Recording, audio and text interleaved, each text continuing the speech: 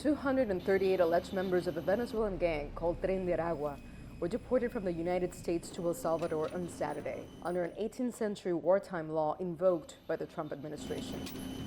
Those expulsions took place despite a federal judge's order to delay application of the law for 14 days while courts review the matter.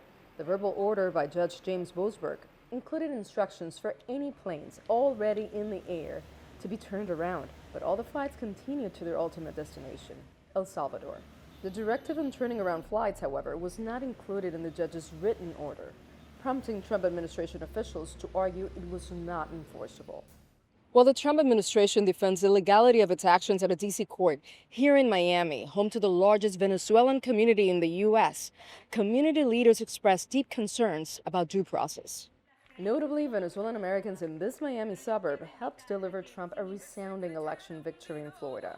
His margin here alone grew by approximately 20 percentage points from 2020 to 2024. Now, the administration is removing deportation protections for hundreds of thousands of Venezuelans living in the U.S.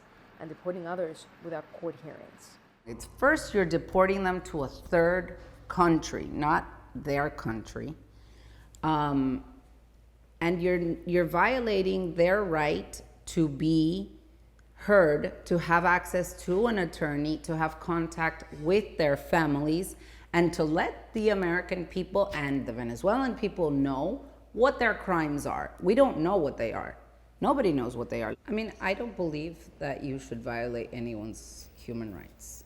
But I do believe if somebody is a criminal, they need to pay for it. But they need to pay for it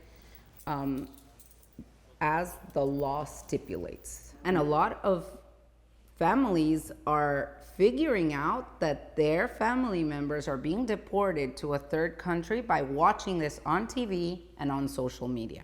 Critics argue the administration's approach raises serious human rights concerns. If